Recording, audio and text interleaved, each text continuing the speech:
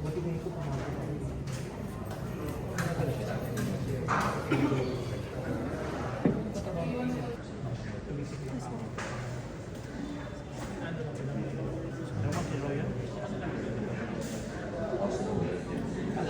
yung nasa labas kanina. Siya yung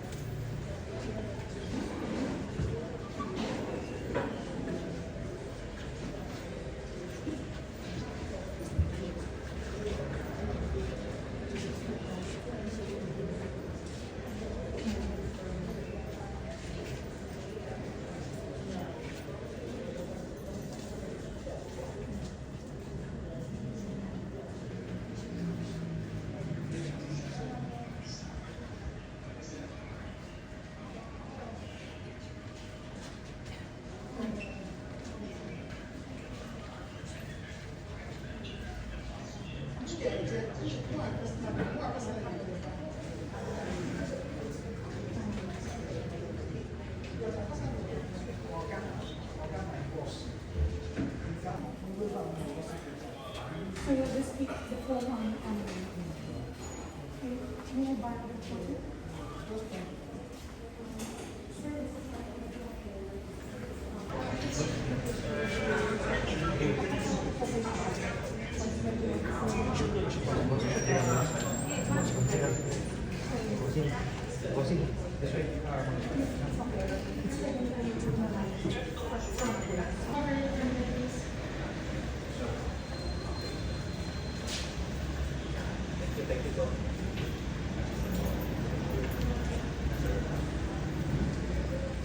Afternoon, sir.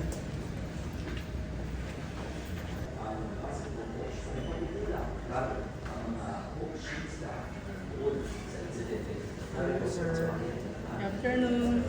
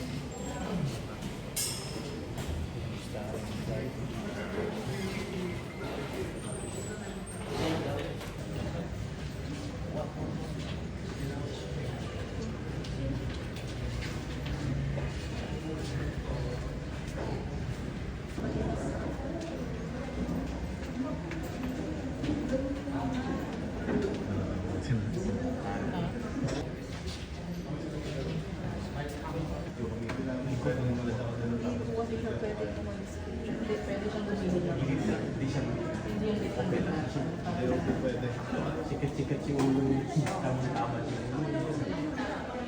Sumusunod naman kami sa usapan. Wala. Sa sikat.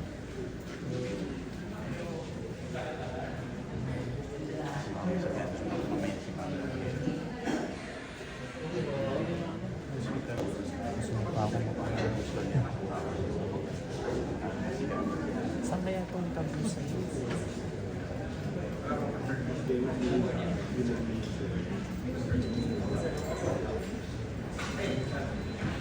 This is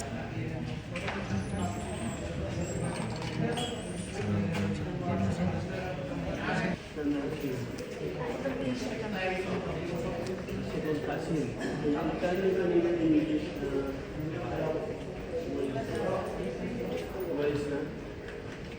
So, umalis na pala yung hindi na nakapag-antay.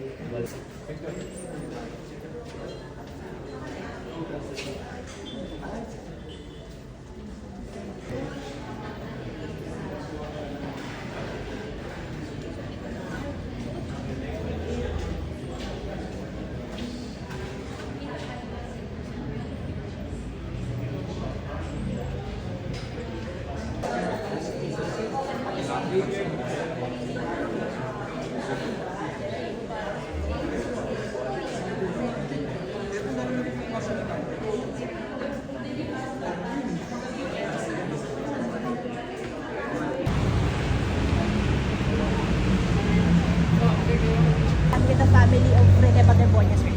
well, marami po. I think the family was able to talk to the players and the parents likewise. Tapos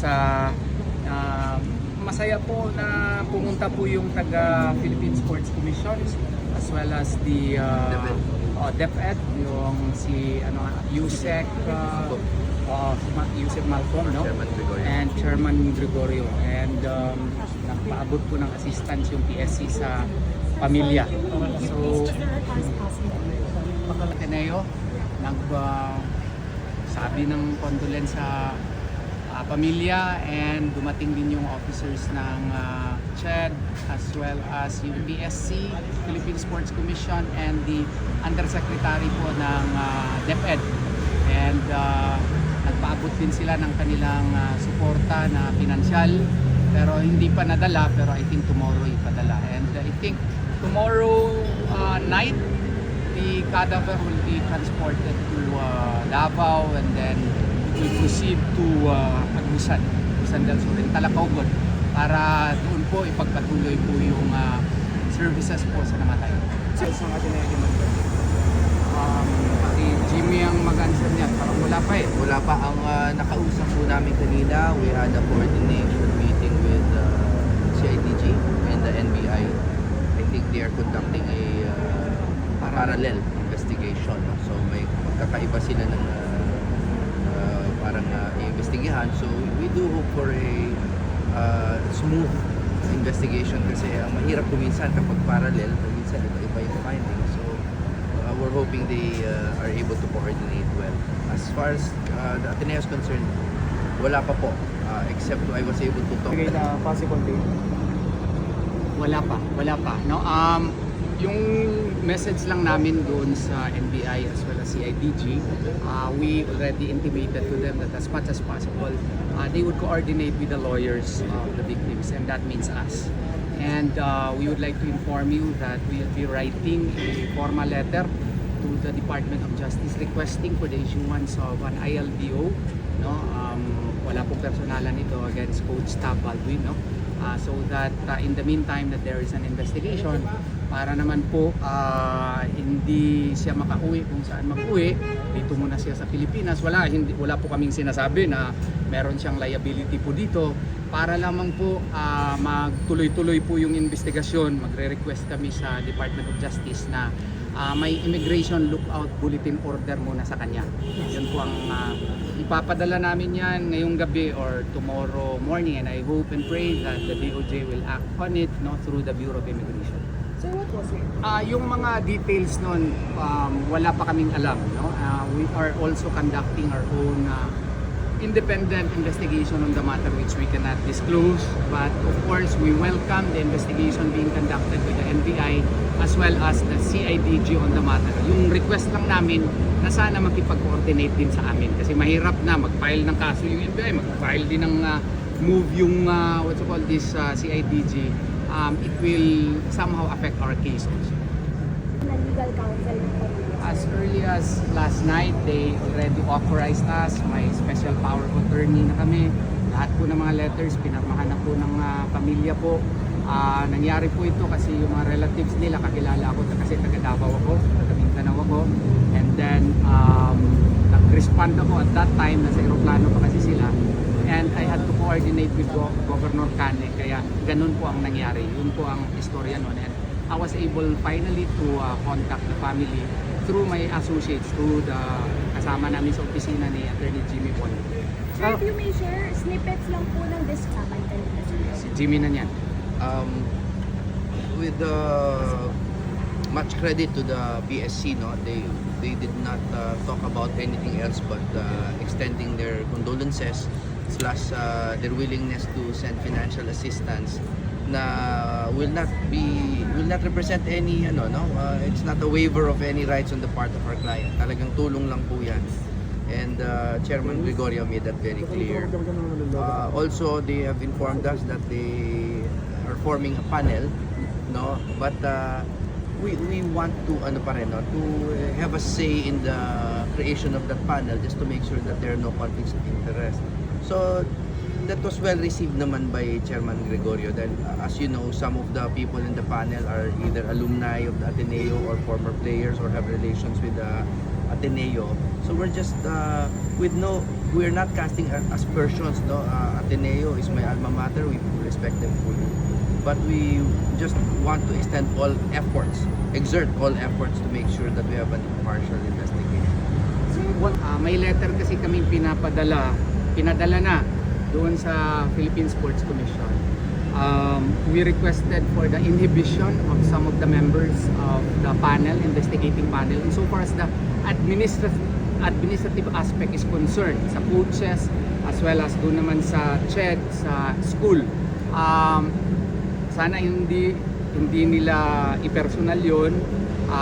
Pinapa-inhibit namin po yung mga may close connection po ng Ateneo para yung investigasyon po ay magiging fair at saka wala ring bahid na bias.